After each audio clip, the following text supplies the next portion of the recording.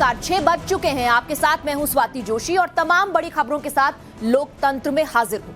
आज खबरों की शुरुआत करेंगे एक्शन की खबर से। उत्तर प्रदेश में माफियाओं और अवैध धंधों वालों की शामत आ गई है। कह सकते हैं कि योगी सरकार की सत्ता में दोबारा आते ही भू माफियाओं की काली कमाई के लिए काल बन गया है बुलडोजर। कल बरेली तो आज मुरादाबाद में बुलडोजर का एक्शन दिखाई दिया।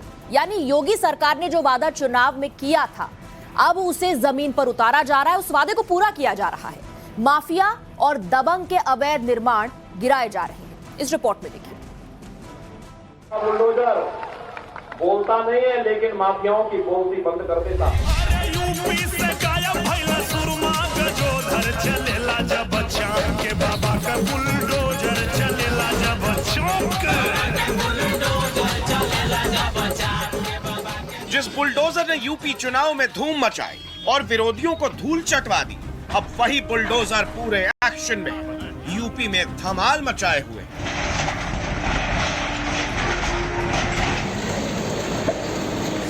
बाबा के बुलडोजर का एक्शन सूबे में हर तरफ दिखने लगा है। अवैध निर्माण जमींदोज हो रहे हैं। सिस्टम से खेलने का गुरूर ध्वस्त किया जा रहा है।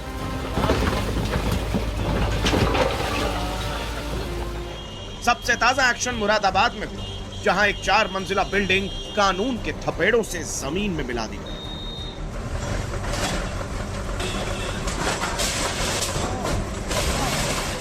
यह बिल्डिंग सरकारी अफसरों और बिल्डर की मिली भगत का सबसे अच्छा उदाहरण है। आरोप है कि मुरादाबाद प्राधिकरण के अफसरों ने सड़क की जमीन पर फ्लैट्स का निर्माण होने दिया, अवैध निर्माण पर आंखें बंद कर दी।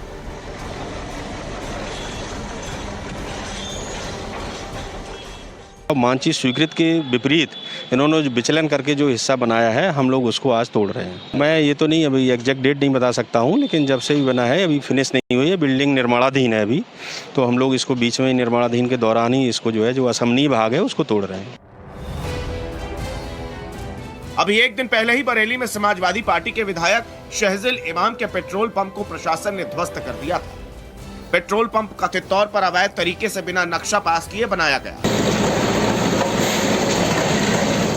हालांकि विपक्ष का आरोप है कि विधायक शहजिल इस्लाम पर एक्शन की असल वजह सीएम योगी आदित्यनाथ के खिलाफ दिया उनका विवादित बयान है, जिसके बाद मीडिया एक्शन में आया और विधायक जी का पेट्रोल पंप बुलडोजर की चपेट में आ गया। आप देख सकते हैं मेरे पीछे आज यहाँ पर बरेली विकास प्राधिकरण ने एक बड़ी कार्रवाई की है और ये जो पेट्रोल भरने वाली मशीनें हैं उसको भी सील कर दिया गया है। और यहाँ पर ना केवल पेट्रोल पंप बल्कि देखिए ऊपर जो इसका जो शेड पड़ा हुआ था उसको भी पूरी तरह से ध्वस्त किया गया है। और जो जेसीबी है वो लगातार अभी काम कर रही है। यहाँ से प्रदूषण जांच केंद्र का जो ये काउंटर था उसको उठाकर ट्रैक्टर में लादा जा रहा है। और जो पेट्रोल पंप का फर्श है उसको भी जेसीबी द्वारा पूरी तरह से उखाड़ दिया गया है। 10 मार्च को चुनावी जीत के बाद से ही बाबा का बुलडोजर यूपी में रफ्तार पकड़े हुए है। पिछले 25 दिनों में 15 से ज्यादा जगहों पर बुलडोजर ने अवैध निर्माण को गिराया है। खासकर अपराधियों पर तो बुलडोजर कहर बनकर टूटा है। अभियुक्त रियाज निवासी अटेहा को हाजिर होने की नोटिस दिनांक 24 मार्च 2022 को चस्पा की जा चुकी है। आपको चेतावनी दी जाती है कि अगले 48 घंटे के अंदर अपने को माननीय न्यायालय अथवा थाने पर आत्मसमर्पण करें। इधर बुलडोजर के एक्शन पर सीएम योगी आदित्यनाथ के अफसरों को सावधानी बरतने के निर्देश भी दिए गए। सीएम ने अपने आदेश में कहा है, किसी गरीब की झोपड़ी या दुकान पर बुलडोजर नहीं चलेगा। सिर्फ पेशेवर माफिया और दुर्दांत अपराधियों की अवैध संपत्तियों पर ही बुलडोजर चले। अधिकारी इस बात का ध्यान रखें कि गरीबों और व्यापारियों की संपत्ति पर कब्जा करने वाले पर ही बुलडोजर की कार्रवाई हो। यानी यूपी सरकार का फोकस बिल्कुल साफ है। जुल्म करने वाले बख्शे ना जाएं और बेकसूर जुल्म का शिकार न हो जाए। समझ लीजिए कि योगी सरकार 2.0 में माफियाओं और अपराधियों की खैर नहीं। Bureau report, times now, Navbharat. एक तरफ उत्तर प्रदेश में अवैध निर्माण पर बुलडोजर चल रहा है, तो वहीं राजस्थान में करौली हिंसा मामले में सरकार, प्रशासन, पुलिस सभी तर्कों पर बुलडोजर चला रही है। उन लोगों पर भी बुलडोजर चला रही है जो तथ्यों को, सबूतों को सामने रख रहे हैं। 2 अप्रैल को करौली में हिंसा हुई, आज 8 अप्रैल हो गया है। 6 दिन बीत गए, लेकिन करौली हिंसा का मुख्य आरोपी पार्षद मतलूब अहमद फरार है। पुलिस आरोपी को तो पकड़ नहीं पा रही है, लेकिन बेगुनाहों पर दबिश दी जा रही है। कैसे, इस रिपोर्ट में देखिए।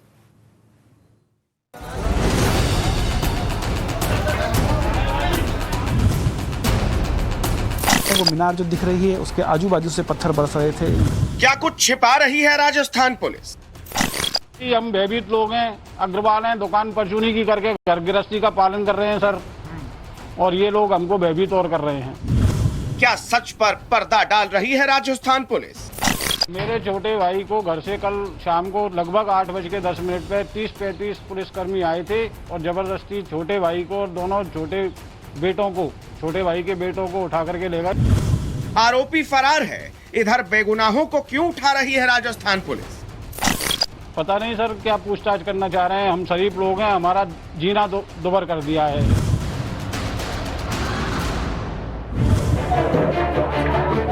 करौली हिंसा पर राजस्थान की पुलिस पहले से ही सवालों के घेरे में थी, लेकिन अब जो बातें सामने आ रही हैं उससे राजस्थान पुलिस और घिरती जा रही है। क्यों? सबसे पहले ये जानिए। बजाय किसी को प्रोटेक्शन देने के पुलिस अब उनको प्रताड़ित करने में लगी है पूछताछ के नाम पर, जहां से टाइम्स नाउ नवभारत खबरें दिखा रहा है, जिनकी छत से हमने विजुअल बनाए। राजस्थान पुलिस अब उन लोगों को हिरासत में ले रही है जिनके घरों से टाइम्स नाउ नवभारत ने रिपोर्टिंग की। 6 दिन से टाइम्स नाउ नवभारत रिपोर्टर भंवर पुष्पेंद्र लगातार करौली की एक एक तस्वीर आपको दिखा रहे हैं। ये तमाम तस्वीरें मैं आपको दिखा रहा हूं, यहां से आप देखेंगे हर छत पर आपको ये नजर आ जाएगा जहां जहां से पत्थरबाजी हुई है। उस जिम को दिखाया जहां से पत्थर फेंके गए। सामने वो जिम है जिस जिम की लगातार वीडियो में बात हो रही है। उन दुकानों को दिखाया जिसे आग के हवाले किया गया, जो दूधू करके जल रही थी शनिवार की रात और रविवार के दिन ये सुलग रही। उन घरों में गए जिन्होंने इस फसाद को अपनी आंखों से देखा। टाइम्स नाउ नवभारत पर दुनिया ने दंगे के मुख्य आरोपी मतलूब अहमद की तस्वीर भी देखी, लेकिन राजस्थान पुलिस अभी तक उसे पकड़ नहीं पाई।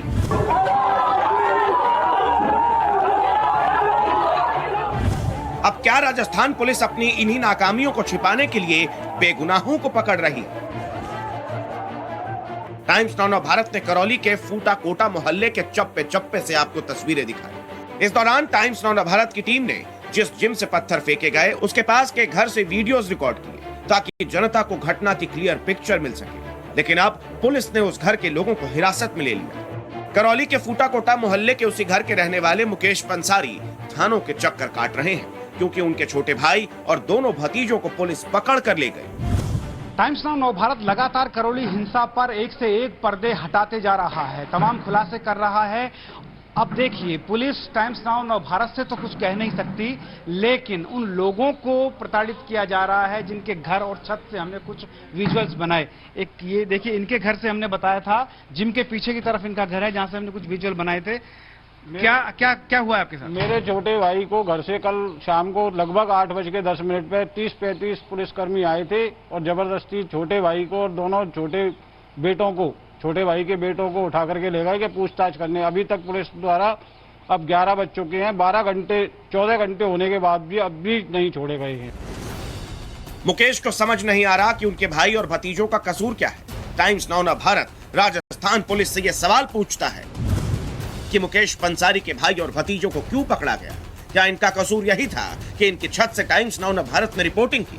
क्या इनका कसूर यह था कि जहां पुलिस नहीं पहुंची वहां टाइम्स नाउ नवभारत का कैमरा पहुंचने दिया? मुकेश पंसारी इस दंगे से पहले ही परेशान हैं, तनावपूर्ण माहौल में रहने को मजबूर हैं। ऊपर से पुलिस बार बार उनके घर में दबिश दे रही है, जांच के नाम पर घर की तलाशी ले रही है। पहले ही हम भयभीत लोग हैं, अग्रवाल हैं, दुकान परचूनी की करके घर गृहस्थी का पालन कर रहे हैं सर, और ये लोग हमको भयभीत और कर रहे हैं। अच्छा, पुलिस ने सुरक्षा देने की बजाय इस तरह के घटनाक्रम को अंजाम दे रही है। घर से हमारे से उठा करके ले जा रहे हैं सर, फिर कमरों की चेकिंग कर रहे हैं, महिला पुलिसकर्मी आ रही हैं। हम इस तरीके के लोग हैं कि हमारा कोई रिकॉर्ड उठा करके देखें, पिछला कभी हमारा मुकदमा भी दर्ज हो, कभी जीवन में 50 साल की उम्र मेरी हो चुकी है, कभी जीवन में एक मुकदमा भी दर्ज नहीं हुआ जीवन में। टाइम्स नाउ नवभारत पर लगातार जो खबर चल रही है, जो विजुअल हम दिखा रहे हैं पत्थरों के, इससे क्या पुलिस फ्रस्ट्रेट हो गई है? पता नहीं सर क्या प्रॉब्लम हो रही है इन लोगों को। हमको, हमारा तो छोटा भाई कल रात से 8 बजे उसकी तबीयत खराब हो रहती है, वो बीपी का और उसका डायबिटीज का पेशेंट है, और वो शाम से भूखा प्यासा वहीं पड़ा हुआ है।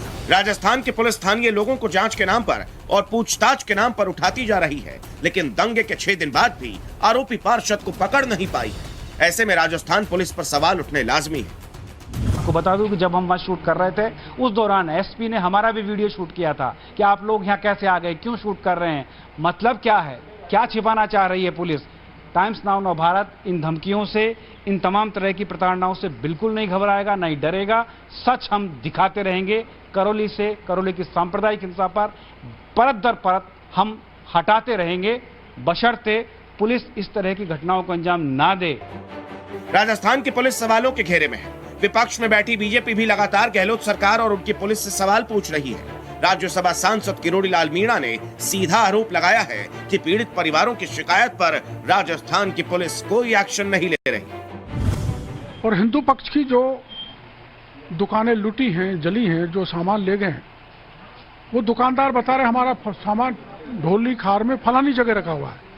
पुलिस वहां जाके उसको बरामद नहीं करना चाहती। इतना दबाव पुलिस पर है, इतना तुष्टीकरण सरकार यहाँ की कर रही है। पुलिस और गहलोत सरकार सवालों से घिरी हुई है। दंगे के सबूत टाइम्स नाउ नवभारत लगातार दिखा रहा है। ऐसे में सवालों से पल्ला नहीं झाड़ा जा सकता। इसकी पहली वजह यह है कि मतलूब के घर से लाठी, डंडे और पत्थर मिले। दूसरी वजह, कई घरों के छतों से भारी मात्रा में ईंट पत्थर बरामद हुए। तीसरी वजह यह है कि कांग्रेस को समर्थन देने वाले पार्षद अब तक फरार हैं। चौथी वजह, दंगे के वक्त पुलिस मूक दर्शक बनी रही। पांचवी वजह, दंगाइयों को जाने दिया गया। छठी वजह, बाइक रैली में पर्याप्त सुरक्षा नहीं थी। सातवीं वजह, पीएफआई की चिट्ठी के बाद भी सतर्कता नहीं दिखाई। मैंने देखा है कि टाइम्स नाउ ने बहुत समय पर बहुत समकालीन तरीके से इस पूरे मुद्दे को जनता के बीच में उजागर किया है और वो साधुवाद के पात्र हैं। और अब तो पूरे तरीके से पारदर्शी तरीके साफ दिखता है कि कांग्रेस की अपीजमेंट की पॉलिसी इसका कारक थी और सरकार बहुसंख्यक लोगों को जन सुरक्षा देने में इसलिए विफल है कि उनको अपनी वोट बैंक की पॉलिटिक्स की पड़ी है। वो अपीजमेंट की राजनीति करते हैं, वो पीएफआई और रामनवमी के जुलूस में भेद करते हैं। इसलिए मुझे लगता है कि कांग्रेस पार्टी की मुख्यमंत्री अशोक गहलोत जी की जो नीति है वही इस तरीके के काम करने के लिए प्रेरित करती है। पुलिस के सामने सबूत कई हैं, सवाल भी कई हैं, बस नहीं है तो एक चीज, आरोपी पार्षद मतलूब अहमद। भंवर पुष्पेंद्र, करौली, टाइम्स नाउ नवभारत। और इस वक्त बीजेपी के सांसद राज्यवर्धन सिंह राठौड़ हमारे साथ जुड़ रहे हैं। बहुत बहुत शुक्रिया आपका समय हमें देने के लिए। राठौड़ जी, आज बीजेपी ने एक प्रेस कॉन्फ्रेंस भी की। आपने कहा कि राजस्थान में तालिबान का शासन है, लेकिन वहां मुख्यमंत्री चाहते हैं कि प्रधानमंत्री इस पर कुछ बोलें, गृह मंत्री इस पर कुछ बोलें, और उनके डीजीपी कह रहे हैं कि एक पक्ष ने नारा लगाया तो दूसरे पक्ष ने पत्थरबाजी की। ये उनका जस्टिफिकेशन है। आपको लगता है न्याय मिलेगा, कभी मतलूब पकड़ा जाएगा? अब तो जनता बोलेगी, क्योंकि ये जिस तरह का भय का माहौल राजस्थान में बनाया जा रहा है, ऐसा कभी नहीं हुआ। एक दंगे के बाद दंगे हो रहे हैं। मैं आपको यहाँ दिखाऊं कि किस तरह से एक के बाद एक, और ये इतने सारे, मेरे पास कई सारे कागज हैं, एक के बाद एक दंगे हुए हैं राजस्थान के अंदर। और आप भेदभाव देखिए, तुष्टीकरण की राजनीति देखिए कि एक तरफ रामनवमी का त्योहार है और दूसरी तरफ रमजान है, लेकिन राजस्थान की जो कांग्रेस की सरकार है वो एक आदेश निकालती है कि रमजान के लिए कोई बिजली की कटौती नहीं होगी जहां मुस्लिम बहुल्य क्षेत्र है, लेकिन रामनवमी जहां जहां रथ यात्रा निकल रही है वहां धारा 144 लगा रही है। बिल्कुल क्लियरली एक राज्य सरकार का तुष्टीकरण का ये उदाहरण है। दूसरा, राजस्थान के मुख्यमंत्री साहब बोलते हैं कि ये तो दंगे में, ये तो रथ यात्रा के अंदर उन्होंने नारा लगा दिया, जय श्री राम का नारा लगा दिया, इस कारण से दंगा हो गया। यानी हाथ साफ कर रहे हैं कि अगर इस तरह का नारा लगेगा राजस्थान के अंदर तो दंगा होगा। ये क्या बात हुई कि राजस्थान या इस भारत के अंदर हम जय श्री राम का नारा नहीं लगा सकते? और जो सबसे पहली एफआईआर हुई है, आपके जो दर्शक है उन्हें ये जानना जरूरी है, सबसे पहली जो एफआईआर हुई है वो पुलिस के एक ऑफिसर ने करी है, और उसमें लिखा है कि जिस समय दंगा हुआ उस समय रथ यात्रा शांतिपूर्ण निकल रही थी।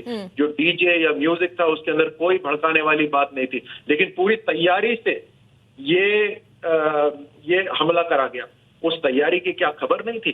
अब कुछ लोग बोल रहे हैं कांग्रेस वाले किसी को बख्शा नहीं जाएगा। ये हवा में बातें नहीं होनी चाहिए। अगर किसी को बख्शा नहीं जाएगा तो जो मुख्यमंत्री हैं, जिसके नीचे पुलिस आती है, वो प्रदेश के गृह मंत्री भी हैं, वो तो उनकी जिम्मेदारी क्यों नहीं बनेगी?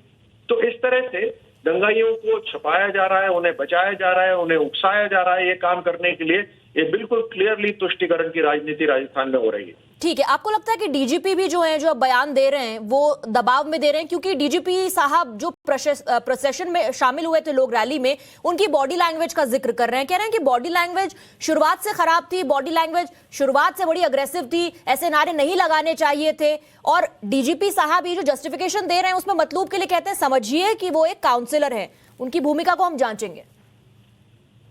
बिल्कुल क्लियरली जब कोई व्यक्ति जहां पर डंडे, लाठियां, तलवारें लेके जो लोग चल रहे हैं उसके बीच में एक किंग पिन की तरह वहां पर है, वो दिखाई दे रहा है।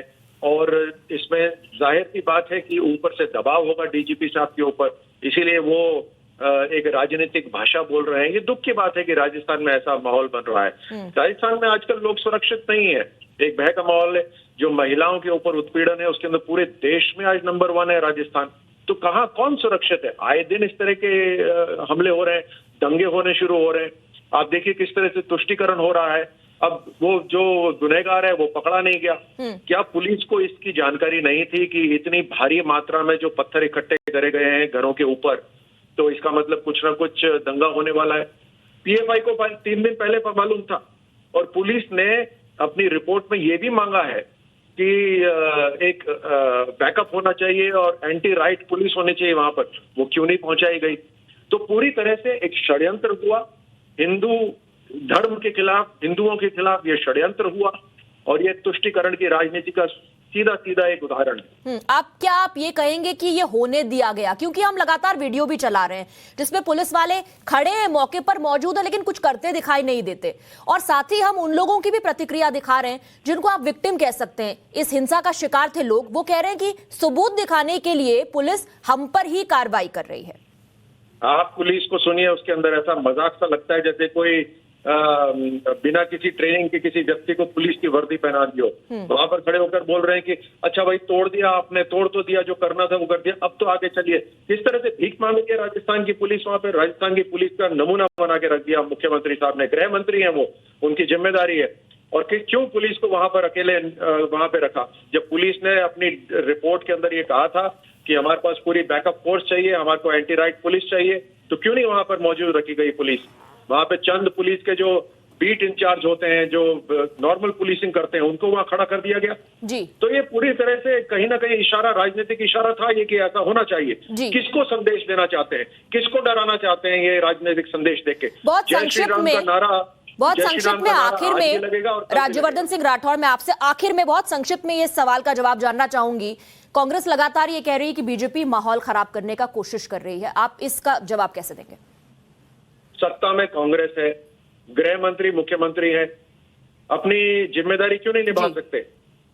क्यों वो इस तरह की कार्रवाई होने दे रहे हैं? और ये एक बार नहीं, ये बार बार हो रहा है। पिछले साल 12 में हुआ था, अलग अलग जगह पर ये सारी, आप गूगल करके चेक करिए कहाँ कहाँ राइट्स हो रही है, एक लिस्ट निकल आएगी पूरी की पूरी। तो ये दंगा कराने वाली की जो जिम्मेदारी है, जहां जहां भाजपा की जो सरकार है कहीं दंगा नहीं हो रहा। हम अपना डेवलपमेंट के ऊपर फोकस रखते हैं, जहां जहां कांग्रेस सरकार है वहां कभी रिपीट नहीं हो रही। कोई ना कोई तो कारण है जी। अब इनके पास कोई चीजें नहीं है नीचे जमीन तक ले जाने के लिए, कोई इनके पास योजना नहीं है। अभी इस तरह की कार्रवाई। चलिए, आप कह रहे हैं कि इसीलिए तुष्टिकरण की राजनीति का सहारा ले रहे हैं। राज्यवर्धन सिंह राठौड़, बहुत बहुत शुक्रिया आपका समय हमें देने के लिए और यहाँ लोकतंत्र में हमारे साथ जुड़ने के लिए।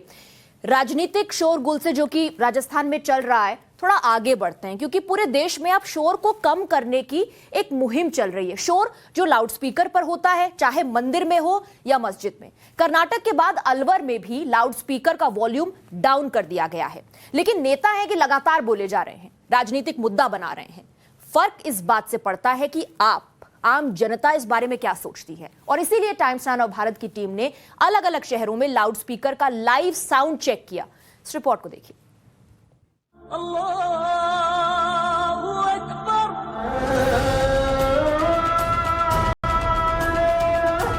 कानून है, उसको सबको मानना चाहिए।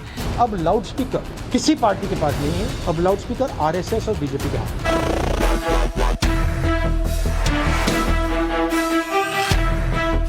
कोर्ट का आदेश पालन कर सकता है, नहीं कर सकता है, एक मजहब के खिलाफ नहीं है। अजान का जो एक साउंड है वो कितने डेसिबल में होना चाहिए, उस बारे में महाराष्ट्र में भी नोटिस गई है। लाउडस्पीकर को लेकर देश में एक राजनीतिक बहस छिड़ गई है। हिंदुस्तान में इस वक्त लाउडस्पीकर एक बहुत बड़ा मुद्दा बन गया है। कोई अजान पर एतराज कर रहा है तो कोई हनुमान चालीसा पर। बेंगलुरु और अजमेर को छोड़ दे तो देश के बाकी शहरों में लाउडस्पीकर को लेकर बनाए गए नियमों को मानने को कोई भी तैयार नहीं। लाउडस्पीकर के वॉल्यूम के साथ साथ इस मुद्दे पर राजनीति भी हाई है, लेकिन इस मुद्दे पर आम जनता क्या सोचती है? टाइम्स नाउ नवभारत की टीम ने देश के अलग अलग शहरों से लाउडस्पीकर का लाइव साउंड टेस्ट किया। सबसे पहले आपको दिल्ली के जामा मस्जिद की ये तस्वीरें दिखाते हैं। लगभग 70-75 के आसपास डीबी यानी कि वो डेसिबल जो कि एक मानक होता है, एक स्टैंडर्ड है नापने के लिए आवाज़ को, वो यहाँ पर आ रहा है। और उस पर अगर मैं कानून की बात करूँ तो कानून कहता है, वो रूल कहते हैं कि 50 डीबी से ज़्यादा दिन में और 40 डीबी से ज़्यादा रात में कोई भी आवाज़ होती है तो उसे शोर की श्रेणी में लाया जाएगा। हालांकि जो ट्रैफिक होता है उसकी आवाज़ भी 70 के आसपास होती है, लेकिन अब हमने इस वक्त ये रियलिटी चेक ये किया कि जब यहाँ अजान हो रही थी तो वो 70 डीबी के आसपास आया है और रूल कहता है 50 डीबी। देखिए, अजान जो है हमारी धार्मिक ऐलान होता है कि मस्जिद में अजान जो दी जाती है वो नमाजियों को मिलाने के लिए दी जाती है और उसका ख़ास वक्त होता है, वो दिन में 5 बार अजान दी जाती है। लेकिन कोशिश ये करना चाहिए कि जितना कम साउंड हो सके, जाकि जिसको तकलीफ न। हमारा मजहब ये ज़रूर सिखाता है कि अजान होना चाहिए और हिंदुस्तान में धार्मिक स्वतंत्रता भी है, लेकिन हम किसी को नुकसान पहुँचाकर, किसी कोई अगर पड़ोस में कोई मरीज़ है या पड़ोस में कोई हॉस्पिटल है, स्कूल है, तो हमको इस बात का भी ध्यान देना चाहिए कि आवाज़ अगर इतनी हो कि किसी के कानों में न चुभे। जामा मस्जिद के बाद दिल्ली के ही सबसे पॉश इलाकों में से एक लुटियन जोन की एक मस्जिद की ये रिपोर्ट देखिए। यहाँ अजान के वक्त डेसिबल मीटर क्या कहता है। मस्जिद में लाउडस्पीकर का मुद्दा इन दिनों गर्म है, सुर्खियों पर है और ये लगातार बहस भी छिड़ी हुई है कि जो मस्जिद में लाउडस्पीकर है उसकी आवाज़ कम होनी चाहिए, इतनी कि आम व्यक्ति को दिक्कत ना हो, समस्या ना हो। इस वक्त मैं लुटियंस की ही मस्जिद मजीदा में मौजूद हूँ और यहाँ पे भी लाउडस्पीकर लगा हुआ है। अजान इस वक्त हो रही है तो मैं कैमरा पर्सन वसील से कहूँगी कि वो एक बार दिखाएँ। मेरे फ़ोन में जो साउंड मीटर है उसको मैंने खोला हुआ है और मेरे फ़ोन के साउंड मीटर पर ये अजान होने के बाद कितना डेसिबल है साउंड आप ये देख सकते हैं, लगातार फ्लक्चुएट कर रहा है। आप देख रहे होंगे अलग अलग कलर्स जो है पॉपअप कर रहे हैं मेरी स्क्रीन पर। ये ग्रीन, रेड, ब्लू, यानी कि जितना ज़्यादा आपको रेड नज़र आ रहा है फ्लक्चुएट करता हुआ, यानी कि जो डेसिबल है वो उतना ज़्यादा है। अगर हम नॉइस रेगुलेशन रूल्स की बात करें 2000 तो उसमें साफ तौर से कहा गया है कि दोपहर में 50 डेसिबल और रात में 80 डेसिबल तक ही जो नॉइस है वो आम व्यक्ति बर्दाश्त कर सकता है। उससे ज़्यादा का कानों के लिए बेहद ख़तरनाक है। और देखिए लगातार जो साउंड है यहाँ पर लाउडस्पीकर का वो 75, 90, 80 इस पर लगातार फ्लक्चुएट कर रहा है। आगे जाते जाते जो रेड कलर है वो पॉपअप करता हुआ नज़र आ रहा है। उससे आप समझ सकते हैं कि जो लाउडस्पीकर है उसकी आवाज़ कितनी है, कानों के लिए कितनी खतरनाक है। और यही जो मुद्दा है गहमाया हुआ है। आप लोग को मौलाना साहब, आप लोग को ऐसा लगता है कि जो लाउडस्पीकर को लेकर के जो मुद्दा है कर्नाटका में, बैंगलोर में, महाराष्ट्र में, आपको लगता है कि लाउडस्पीकर की आवाज़ कम होनी चाहिए? ऐसा है, देखिए दुनिया इतनी आवाज़ देती रहती है, किसी को तकलीफ़ नहीं है। ये सियासी मुद्दा है। अजान में सिर्फ 5 मिनट, 2 मिनट, 1 मिनट, ज़्यादा 3 मिनट, उससे लोगों को क्या है? थोड़ी कम करनी चाहिए। अगर आते हैं तो थोड़ी कम कर लेंगे। अजान को तो होनी है, मगर ये थोड़ा आवाज़ कम कर लीजिए। यहाँ तो आवाज़ भी मस्जिद के अंदर ही रहती है, क्यों यहाँ आबादी तो है नहीं मुस्लिम की जो आवाज़ हम तेज़ करें, तो यहाँ जो अजान होती है फिर मस्जिद के अंदर ही होती है। मतलब ये कि हमें किसी को अगर ये लगता है कि ये आवाज़ बहुत ज़्यादा है तो उसमें कोई ऐसी बात नहीं है, वो आवाज़ जो है थोड़ी सोलो की जा सकती है, इसमें कोई ऐसी बात नहीं है। लेकिन इसको इशू बनाना बहरहाल किसी भी तरीके से मुनासिब नहीं। बिहार की राजधानी पटना में भी times now reporter Saket Kumar दोपहर की नमाज से पहले मस्जिद पहुंचे। यहाँ आपको गौर से सुनना पड़ेगा क्योंकि लाउडस्पीकर का वॉल्यूम काफी हाई है। मस्जिदों में लाउड स्पीकर से अजान को लेकर जो बहस छिड़ी हुई है उसकी पड़ताल करने हम पहुंचे हैं। आप देखिए, मेरे से पीछे आप देख पा रहे होंगे लगभग 50 मीटर की दूरी पर एक मस्जिद है और यहाँ पर अभी अजान चल रहा है। और मैं आपको अपने जो मीटर है उस पर मैं दिखाना चाहूँगा जो अभी लाउडनेस है वो कितना है। आप देखिए यहाँ पर लगभग 80 के आसपास यहाँ पर दिखा रहा है। जब ये अजान हो रहा है तो यानी 80 से ऊपर, 80 डिसिबल से ऊपर यहाँ पर आवाज़ है, यानी कि लाउडनेस काफ़ी ज़्यादा है। माना जाता है कि 60 से ऊपर अगर डेसिबल पे आवाज़ है तो वो आपके कान के लिए हार्मफुल है। और यहाँ पर 80 से ऊपर अभी आप देख पा रहे हैं कि किस तरह से जो लाउड स्पीकर से अजान की आवाज़ है वो आ रही है। और यहाँ आसपास देखिए आप कितने मकान है, रिहायशी इलाका है, उसके बीच में ये मस्जिद है और यहाँ पर कितनी परेशानी इन लोगों को हो रही होगी और इनके लिए कितना ये हार्मफुल है ये समझने की ज़रूरत है। क्योंकि जब अजान यहाँ पर नहीं हो रहा था, अभी लाउड स्पीकर ऑन नहीं था, तब यहाँ पर लगभग 60 से नीचे था, 60 डेसिबल से नीचे आवाज़ थी यहाँ पर। लेकिन जैसे ही ये लाउड स्पीकर ऑन हुआ है तो ये 80 से ऊपर ये जा रहा है, जो कि हार्मफुल है आम लोगों के, किसी भी लोगों के कान के लिए। ये जो अजान की आवाज़ आ रही है, इससे आवाज़ में डिस्टर्बेंस भी हो रहा है। बहुत ज़्यादा होता है, बहुत ज़्यादा। लेकिन अब क्या कर सकते हैं, हम लोग तो सच पूछा जाए तो सो भी ठीक से नहीं पाते हैं। ये जितना भी देख रहे हैं छोटा छोटा ये भाई है, ये लोग ठीक से पढ़ भी नहीं पाता है। दिन भर में 5 टाइम करना है, वो तो अभी बहुत ज़्यादा कम आ रहा है मानिए तो, नहीं तो 2 हॉर्न इधर लगा हुआ था। सुबह नींद खुल जाती है और खास करके जब बीमार आदमी है, जो पीड़ित है, जो जिनका हृदय गति बढ़ा हुआ है, उनको सबसे ज़्यादा कष्ट होता है। लॉकडाउन के बाद से वर्क फ्रॉम होम ज़्यादा हो रहा है, तो मेरा मोस्टली ड्यूटी जो नाइट शिफ्ट में होता है। ड्यूटी के बाद जो है ना सोने का टाइम नहीं मिल पाता है। सुबह में ही 4 बजे भोर से ही लोग चिल्लाना शुरू करते हैं, तो बहुत ही ज़्यादा डिस्टर्बेंस होता है। और घर में मेरी दादी माँ बहुत बीमार रहती है, उनको भी मतलब अच्छा से नींद नहीं मिल पाता है। इसके कारण से उनका स्वास्थ्य बिगड़ते जा रहा है दिन पर दिन। किसी की नींद उड़ जाती है तो किसी को अपनी बूढ़ी दादी की फिक्र है, लेकिन लाउड स्पीकर का वॉल्यूम कम नहीं हो रहा। पटना के बाद अब रुख करते हैं देहरादून का। देहरादून में भी जुमे की नमाज अदा करने से पहले अजान की गई। लाउड स्पीकर के साउंड चेक के साथ साथ ये भी जानिए कि यहाँ के लोगों की लाउड स्पीकर पर क्या राय है। हम खड़े हैं जामा मस्जिद जो पलटन बाजार में मौजूद है और पूरे बाजार में है, और इस समय जो मीटर का है 80 के आसपास यहाँ डेसिबल चल रहा है, जो ध्वनि प्रदूषण के दायरे में आता है। और आप देख सकते हैं आवाज़ अजान की शुरुआत हो चुकी है, यहाँ मस्जिद पे हैं। अब जानने की भी कोशिश करेंगे यहाँ लोगों से कि आखिर लोगों को इस आवाज़ से कितनी दिक्कत होती है या नहीं होती। 1 मिनट मेरे बात सुनिए। आपसे मैं जानना चाहूँगा, जो आवाज़ है इधर देख के, आवाज़ जो आ रही है, इससे आपको कुछ दिक्कत होती है? आवाज़ से चल रहा है, क्या करें, दिक्कत तो होती है, सभी को होती है दिक्कत होती है? डिस्टर्ब तो होता है हर आदमी को, देखो कि एक्स्ट्रा साउंड से जो भी है। अजान की आवाज़ से कोई फर्क नहीं पड़ता? नहीं। तो कुछ लोग, आपने सुना, कुछ लोग ऐसे भी हैं जिन्हें अजान की आवाज़ से कोई फ़र्क नहीं पड़ता, और कुछ लोगों को सीधे रूप से ध्वनि प्रदूषण का सीधे रूप से फ़र्क पड़ता है। मस्जिदों के साथ साथ मंदिरों के लाउड स्पीकर पर भी लोगों को एतराज है। ऐसे में मंदिरों में भी लाउड स्पीकर का साउंड चेक किया गया। अब यहाँ मौजूद लोगों की इस पर क्या राय है, वो भी जानना जरूरी है। हम इस वक्त झंडे वाला मंदिर में हैं। हम सीधे यहाँ के जो सेवादार है उन्हीं से बात करते हैं, क्योंकि अगर मैं आपको दिखाऊं तो लाउड स्पीकर भी लगा हुआ है, आवाज़ भी आ रही है। बतौर यहाँ पे काम करने वाले सेवादार, आप लोगों को क्या लगता है लाउड स्पीकर के मुद्दे को लेकर के? क्योंकि एक तर्क ये भी है कि मंदिर में भी लाउड स्पीकर है, पूजा अर्चना की आवाज़ बाहर तक भी जाती है, तो मंदिर पे वो अंकुश क्यों नहीं लाउड स्पीकर पे जो मस्जिदों में है?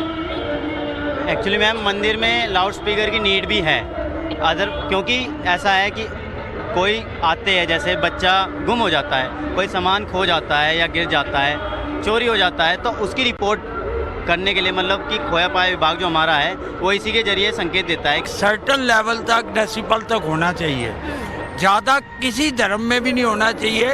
It is also pollution, noise is also a pollution. प्रभु का नाम लेने में कोई बुराई नहीं है। इसका नाम एक ऐसा नाम है, बहुत सर्वोपरि नाम है, और इसका नाम सबको लेना चाहिए। इसके नाम में कभी कोई कमी आनी नहीं चाहिए। और जो रही लाउड स्पीकर की बात, तो लाउड स्पीकर जब इसका नाम प्रचार होगा तो लाउड स्पीकर बजेगा। लाउड स्पीकर मस्जिदों की मीनारों पर भी हैं और मंदिरों के शिखर पर भी। विवाद दोनों को लेकर है, लेकिन गिने चुने शहरों के अलावा कोई भी नियम कानून को मानने को तैयार नहीं। राजनीतिक पार्टियां इस पर बयानबाजी करके साइड हो लेती हैं, लेकिन आखिरकार भुगतना आम आदमी को ही पड़ता है। Bureau report, times now, Navbharat. और चलिए आपको एक ऐसी रिपोर्ट दिखाते हैं जो हमारे सिस्टम के लिए गंभीर सवाल पैदा करती है। मध्य प्रदेश के सीधी कोतवाली में थानेदार ने 10 लोगों को पहले हिरासत में लिया। उन पर कई तरह के आरोप लगे हुए थे, उनमें से कुछ स्थानीय पत्रकार भी हैं। पुलिस पर आरोप है कि पत्रकारों के कपड़े उतारकर उनका फोटो सोशल मीडिया पर वायरल कराया गया, उन्हें रात भर थाने में रखकर मारपीट की गई। सवाल उठता है कि पुलिस को हिरासत में लिए गए किसी भी शख्स के कपड़े उतरवाने का अधिकार कहां से मिल गया? इसे वर्दी की गर्मी नहीं कहेंगे तो क्या कहेंगे? इसे वर्दी की सनक नहीं मानेंगे तो क्या मानेंगे? इसे वर्दी की ठसक नहीं बोलेंगे तो क्या बोलेंगे? इसे सिस्टम को जेब में रखना नहीं मानेंगे तो क्या कहेंगे? सच मानिए, शर्म शब्द एमपी की पुलिस के लिए छोटा है। मुख्यमंत्री शिवराज सिंह चौहान को अपनी पुलिस की इस करतूत के लिए क्या करना चाहिए? उनके राज में कुछ मजबूर हुए लोग थाने में डंडे की जोर पर अर्धनग्न किए जाते हैं और इनकी ये हालत पुलिस ने की है। मध्य प्रदेश के सीधी जिले के कोतवाली का ये दृश्य है। थानेदार कुर्सी पर बैठा है, वर्दी के घमंड में चूर और डंडे के जोर पर 10 मजबूर लोगों को जिंदगी भर का जख्म दे रहा है। सामने अर्धनग्न खड़े होकर लोग गिड़गिड़ा रहे हैं। इन लोगों का जुर्म क्या है वो आगे बताएंगे, लेकिन पहले थानेदार की बचकानी हरकत की दलील सुन लीजिए। न्यूड नहीं है, सभी लोग अंडरवियर पहने हुए हैं। हम लोग सुरक्षा की दृष्टि से उनको अंडरवियर हवालात में इसलिए रखते हैं ताकि कोई व्यक्ति ऐसी फांसी वासी न लगाए, क्योंकि कई घटनाएं घट जाती हैं, कपड़े पहन के लोग फांसी लगा लेते हैं। तो हम सुरक्षा की दृष्टि से उनको रखते हैं, बाकी ऐसा कुछ नहीं है। थानेदार साहब के एक एक शब्द गौर करने लायक है। खोखली दलील दे रहे हैं कि बेचारे आत्महत्या ना कर ले, इसलिए कपड़े ही उतार दिए। थानेदार साहब इनकी जान बचा रहे थे। इतना मासूम बहाना कहीं सुना है आपने? एक बार फिर सुनिए। ऐसा न्यूड नहीं है, सभी लोग अंडरवियर पहने हुए हैं। हम लोग सुरक्षा की दृष्टि से उनको अंडरवियर हवालात में इसलिए रखते हैं ताकि कोई व्यक्ति ऐसी फांसी वासी न लगाए, क्योंकि कई घटनाएं घट जाती हैं, कपड़े पहन के लोग फांसी लगा लेते हैं। तो हम सुरक्षा की दृष्टि से उनको रखते हैं, बाकी ऐसा कुछ नहीं है। सवाल उठता है कि क्या देश के सभी थानों में ऐसा ही होता है? हिरासत में लिए गए तमाम लोग हवालात में अर्धनग्न कर दिए जाते हैं? क्या थाने में आने वाला हर शख्स आत्महत्या की कोशिश करता है? सच ये है कि थानेदार साहब इंसाफ करने के मूड में आ गए थे। उनमें सबक सिखाने की सनक सवार थी। वो ऐसा कुछ करना चाहते थे कि जो दहशत बन जाए। अब सुनिए कि इन लोगों पर आरोप क्या है। दरअसल ये लोग एक स्थानीय रंगकर्मी की गिरफ्तारी का विरोध कर रहे थे, जिसके बाद पुलिस ने इन सभी को पकड़कर इनके कपड़े उतरवाए और थाने में इनकी परेड निकाली। ये तस्वीर मानवीय गरिमा के भी खिलाफ है। कानून भी इसकी इजाजत नहीं देता। संविधान के अनुच्छेद 21 का उल्लंघन है। निश्चित रूप से आपत्तिजनक है और मैं भी इसकी बहुत कड़ी निंदा करता हूँ। मैंने इसमें लापरवाही के लिए हमारे थाना प्रभारी मनोज सोनी और थाना प्रभारी एमिलिया जो अभिषेक सिंह को उनको निलंबित करके लाइन अटैच किया है और इसकी जांच हमारी एडिशनल एसपी भी कर रही है। अभी लेकिन लेटेस्ट मेरे पास से जानकारी है कि इसकी उच्च स्तरीय जांच भोपाल से भी चालू हुई है। ये तस्वीर हमारी खोखले सिस्टम का सबसे बड़ा सबूत है। एमपी की पुलिस या कह लीजिए शिवराज की पुलिस को अपने इस आचरण पर शर्म से पानी पानी हो जाना चाहिए। शर्म तो शिवराज सरकार को भी आनी चाहिए, जिसका इकबाल इतना बौना हो गया है कि उनके राज में इंसाफ का सूरज अस्त हो गया है।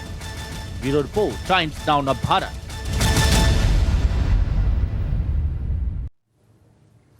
वैसे देश में नेता रोज एक नया मुद्दा लेकर आते हैं, लेकिन असल मुद्दा तो महंगाई है, जो कि रोज नए रिकॉर्ड तोड़ रही है। और हद तो तब हो गई जब आज मैं सुबह बाजार नींबू लेने पहुंची और सब्जी वाले ने कहा, मैडम एक नींबू 12 रुपए का। एक महीने में ही नींबू 70 रुपए से 300 रुपए तक जा पहुंचा है। सब्जी बेचने वाले एक नींबू 12 रुपए में दे रहे हैं। यानी आप ये कह सकते हैं कि अपने स्वभाव से ही खट्टा रहने वाला नींबू अब महंगाई के खट्टेपन में रंग गया है। आम आदमी महंगाई की मार से बिल्कुल नींबू की तरह निचोड़ दिया गया है।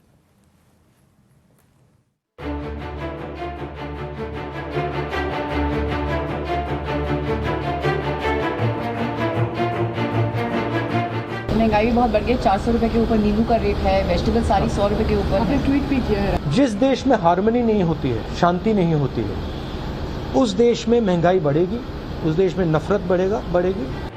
आज नींबू भी अपनी किस्मत पर इतरा रहा होगा। खुशी के मारे निचुड़ कर मरा जा रहा होगा। भाई बात ही कुछ ऐसी है। एक जमाना था कि 1-2 रुपए में ही नींबू छटका, तपाक से गिलास में पटका और गट से शिकंजी के तौर पर गटक लिया।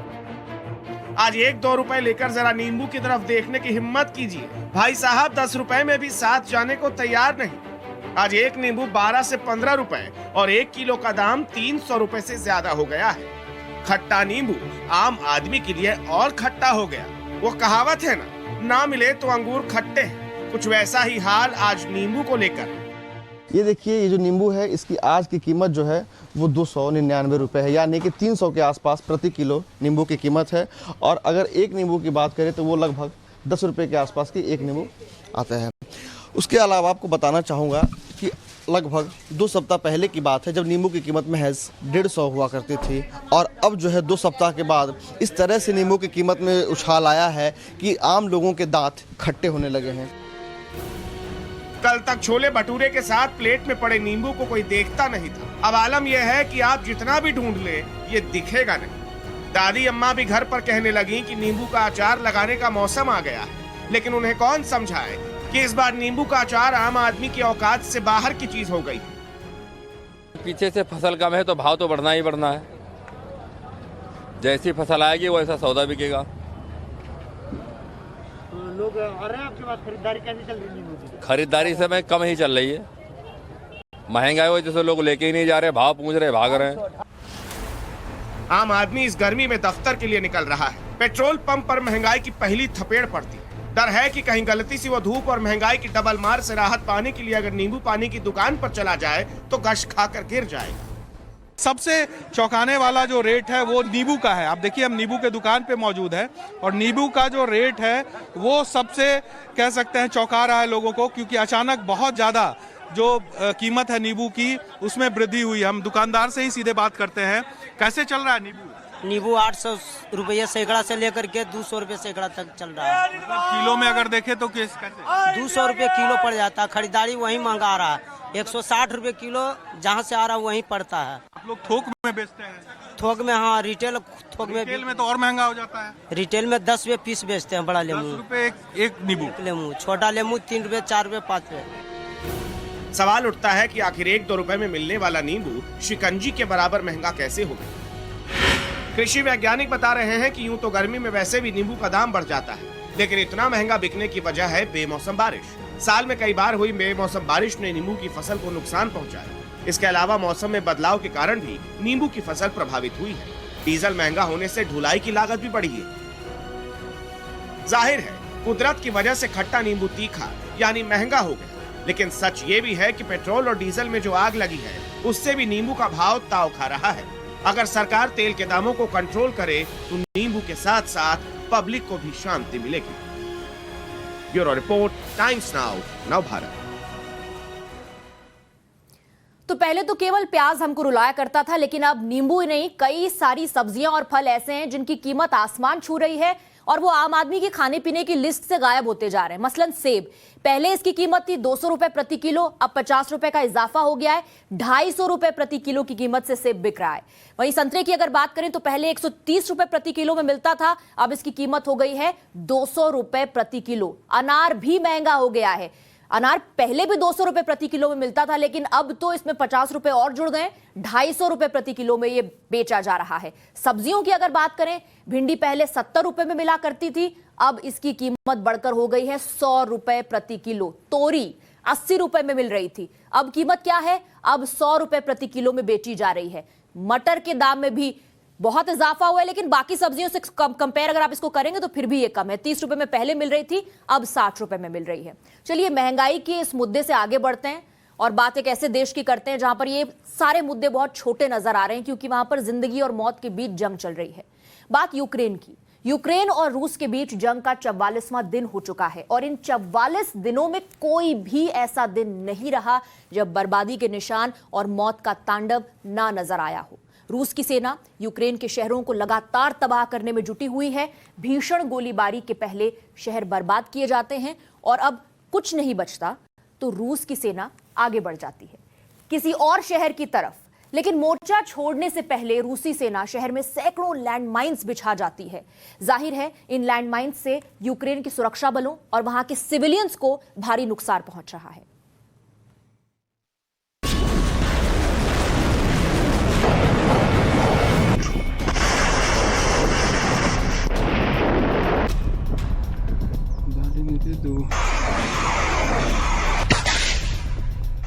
सिर्फ 44 सेकंड में 72 रॉकेट लॉन्च।